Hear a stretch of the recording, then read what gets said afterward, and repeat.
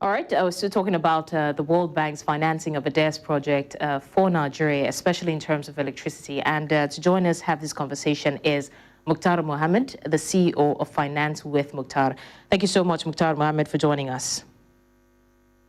Thank you, my pleasure. All right. Mukthar, as of 2021, over 85 million Nigerians lacked access to electricity.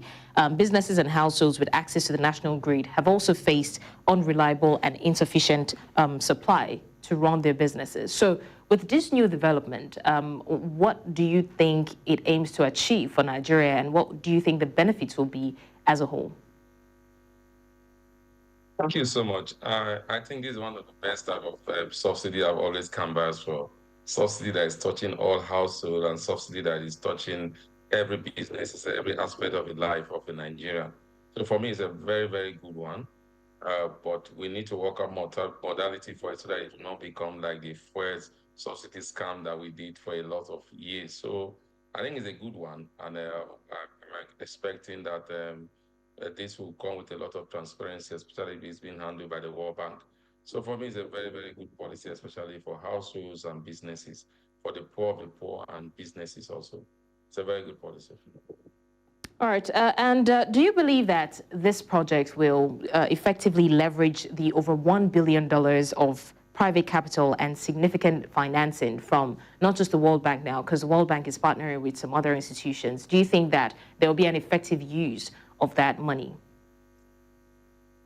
Definitely, I think so. I mean, it's not going to be like money that is coming for free or money that is coming from a government coffer. It's money that the World Bank or the donors will need to account to their shareholders. And we've seen that when World Bank decided to do a project,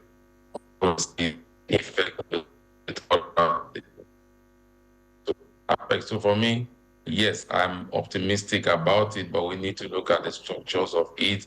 How will this impact also of the vulnerable Nigerian? And we just hear the 750 million electricity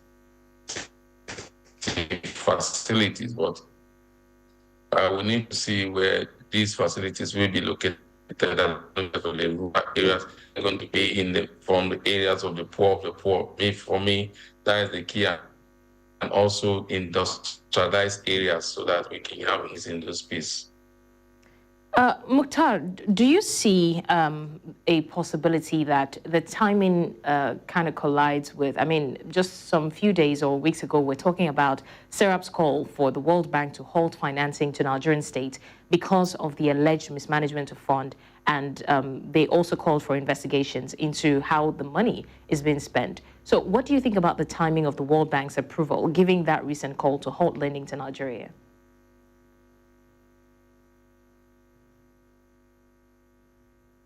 Mukthar, are you there? Well, that allegation was from a private firm. Yes, I'm here. Can you hear me? Mukthar, thanks for being with us. Can you please confirm you can hear us? I can hear you clearly. Thank you. All right. You were talking about the timing of the World Bank's approval for the money that they're sending in for the DES project, given the recent calls for the halting of lending money to Nigeria by SERAP. Could you go ahead, please? Yes, like I said, I'm not too surprised by what happened, and if the World Bank also it would have halted that. But again, SERA is an NGO, and again, they're generalizing it. They've not come up with a clear document to the World Bank. And again, you must know that this project must have been prepared for before the World Bank came, before SERA came up with this allegation. So I think what the World Bank need to do is to look at what they said and see how true those are. But they won't, because of that, say they will suspend all projects. Every project is not handled by the same set of people, it's not being done by the same organization. So there could be a change in what they are about to do. For me, I don't think it's enough for us to halt the project because of what we feel was non-accountability in some of the other projects. So I'm not I think is the right policy to take, but I still think that the World Bank should investigate what Sarah is saying, but not because of that to halt every project that could be of help to most vulnerable Nigeria. At a time like this, Nigeria need all the help they need. They in bringing out a lot of the people out of the poverty level And one of those key drivers of bringing Nigeria out to the poverty level is to make sure that each household is electrified. And once you do that, you boost economic activities, and this will in turn help them with their earning and take them out of poverty. The same World Bank have told us that we've added 20 million more Nigerians into the poverty level. So I don't think by stopping the project will do any good, but I think they should investigate what Sarah said and come up with a report and then make sure that such things don't repeat themselves. All right, Mukthar, I think you're already towing the line of my next question, because I was going to ask that. We know that the DARES project is mainly focused on the electricity. So how does that translate into economic benefits for the country? You agree with me that the greatest challenge faced as a nation is in the area of electricity, especially industrialized electricity, and that also have not helped households. Again, or even when you talk about telecommunication, also the cost of all these things is high because of most of them have to build their own private plant. Even banks, industries, a lot of industries have their own power plant to power up their plant.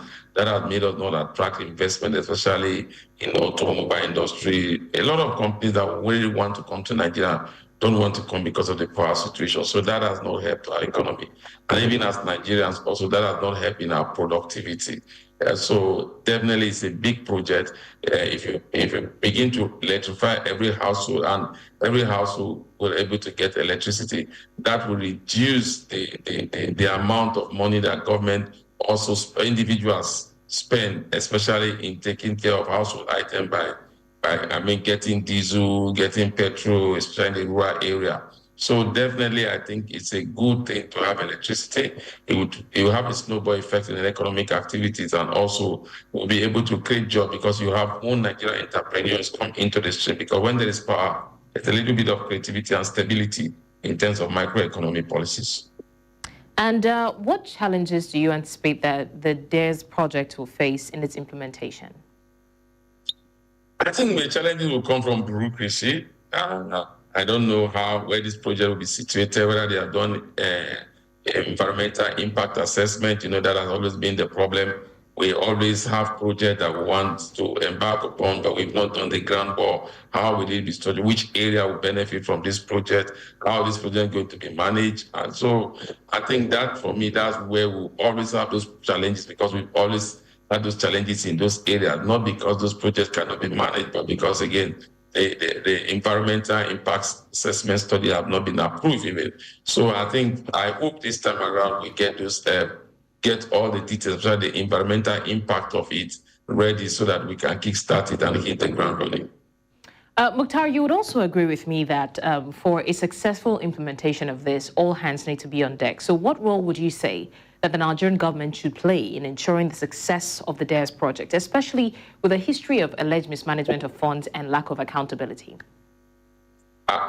You say the thing about it is that you've said it all. What role do they have to play? They are not the major player. They just need to have a role, and that role should be given to them through the World Bank that are bringing in the project into Nigeria. So I think it's still lies down to the World Bank. And again, any project that comes from the World Bank is channeled through PPP, public-private partnership, and then the government come in as a stakeholder. So I hope this time around we'll have a project that will hit the ground running, and government as stakeholder, not World Bank.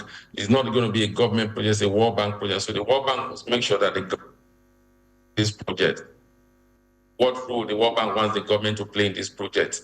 That's the most important thing for now. So if the government want the World Bank to, if the World Bank want the government to play a key role, then they need to also be a lot of monitoring.